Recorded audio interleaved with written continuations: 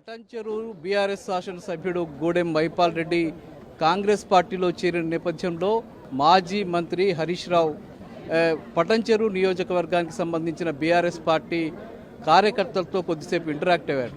ప్రధానంగా ఎమ్మెల్యే మైపాల్ రెడ్డి కాంగ్రెస్ పార్టీలో చేరినప్పటికీ కూడా పటాన్చెరు నియోజకవర్గానికి సంబంధించిన కార్యకర్తల మనోధైర్యం మాత్రం ఏమాత్రం దెబ్బతినలేదని చెప్పి ఈరోజు జరిగినటువంటి సమావేశం ద్వారా చాలా స్పష్టంగా కనిపించినటువంటి పరిస్థితి పటాన్చెరులో కనిపించింది.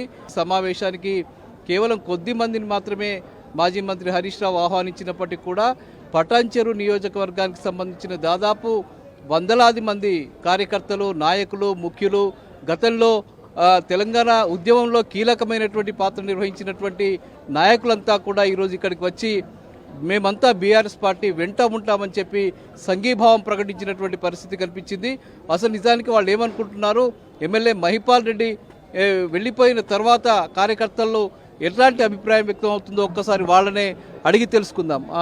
చెప్పండి వెంకటేష్ గారు, మీరు ఒక సీనియర్ నాయకులు, ఈ ప్రాంతానికి సంబంధించిన ఉద్యమకారులు, మీరేమనుకుంటున్నారు? మహిపాల్ రెడ్డి గారు వెళ్ళిపోయిన తర్వాత పార్టీ పరిస్థితి ఏమిటి? తెలంగాణ రాష్ట్ర సమితి కేసీఆర్ గారి ఆధ్వర్యంలో 2001 ఏర్పడ్డప్పుడు కూడా చాలా సమస్యలు వచ్చినాయి.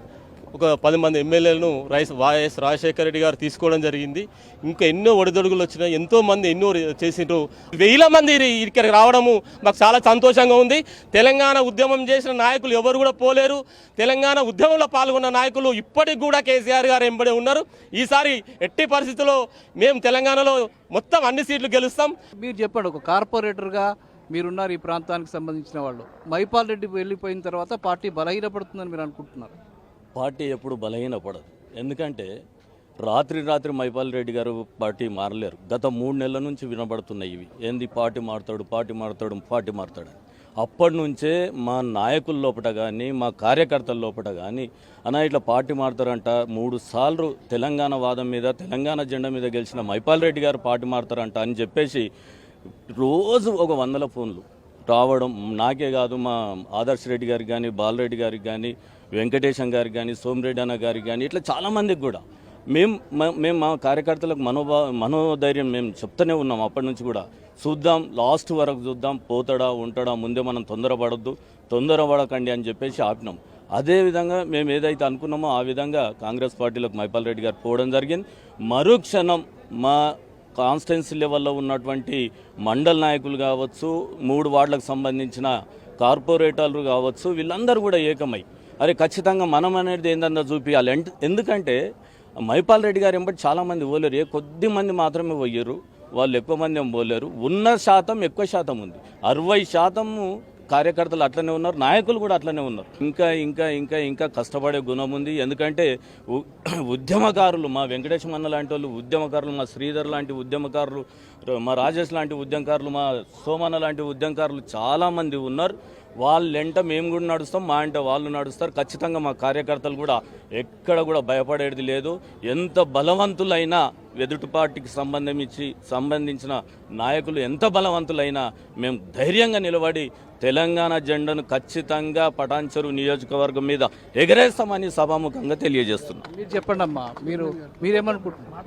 సోమిరెడ్డి గారు మీరేమనుకుంటున్నారు? ఇది ఉద్యమ పార్టీ ఎవరు ఉన్నా లేకపోయినా పార్టీ నడుస్తూనే ఉంటుంది. అది ఆ రోజు కేసీఆర్ ఒక్కరుండే, ఇలా ఆ రోజు పిడికాడు, ఈరోజు గంపాడు. కాబట్టి కొంతమంది పోతూ ఉంటారు, వస్తూ ఉంటారు, దాని గురించి బాధ లేదు. అయినా ఆయనను ఎన్ని ఇబ్బందులు పెట్టి కాంగ్రెస్ పార్టీ తీసుకుంది అనేది మనకు ప్రతి ఒక్కరు చూస్తాం. రోజు ఆ ఇష్టం లేకపోయినా ఆయనను ఇబ్బంది పెట్టి రోజు రకరకాలుగా హింసకు గురి చేసి తీసుకురు. కాబట్టి ఫస్ట్ కాంగ్రెస్ సిస్టమే మారాలి. వాళ్ళు అంటున్నారు మేము ఫస్ట్ కేసీఆర్ తీసుకోలే. రాజశేఖర రెడ్డి ముఖ్యమంత్రి ఉన్నప్పుడు టీఆర్ఎస్ పార్టీని విచ్ఛిన్నం చేయనీకే, తొక్కనీకే రాజశేఖర రెడ్డితోనే ఈ శురువైన తీసుకోవడం. వాళ్ళు తీసుకున్నాక తర్వాత బీఆర్ఎస్ పార్టీ తీసుకోవడం జరిగింది తప్పితే ఫస్ట్ బీఆర్ఎస్ పార్టీ అడిగేయలే, రాజశేఖర రెడ్డితోనే అయింది. కానీ ఇలా రేవంత్ రెడ్డి అట్లాంటోడు అనేది లేకుండే. ఏమన్నాడు, తీసుకుంటే రాళ్లతో కొట్టుండి ఇంకో దాంతో కొట్టుండి అని. ఇలా ఆయనే ఫస్ట్ తీసుకుంటున్నాడు. కాబట్టి ఇంకొకటి, వీళ్ళు ఫస్ట్ టైం చేస్తున్నారంటే కాంగ్రెస్ పార్టీ ఇచ్చిన హామీలు అమలు చేతగాక దీన్ని ఏం చేస్తున్నారంటే వారానికి ఒకరిని, 15 రోజులకు ఒకరిని జాయిన్ చేసుకొని అస్సలు ఏదైతే ప్రజలకు ఇచ్చిన హామీలను తప్పుతో పట్టిస్తారు. ఇది ప్రజలు బాగా గమనించాలి. ఇది తెలంగాణ గురించి పుట్టిన పార్టీ.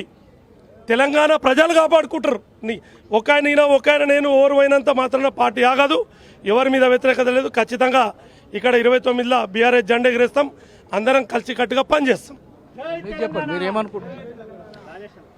ఇప్పుడు మనందరికీ కూడా తెలుసు,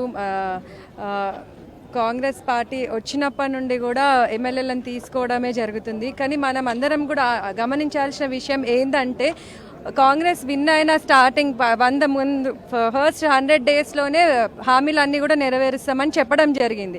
సో అది పక్కకు పెట్టేసి ఎమ్మెల్యేలను జాయిన్ చేసుకోవడము, వాళ్ళని ఇబ్బంది పెట్టి జాయిన్ అయ్యేలాగా చేసుకోవడం, ఏదో బీఆర్ఎస్ పార్టీని డీగ్రేడ్ చేయాలన్న ఇంటెన్షన్తోని చేయడం జరుగుతుంది. కాకపోతే ప్రజలు కూడా అన్ని గమనిస్తున్నారు.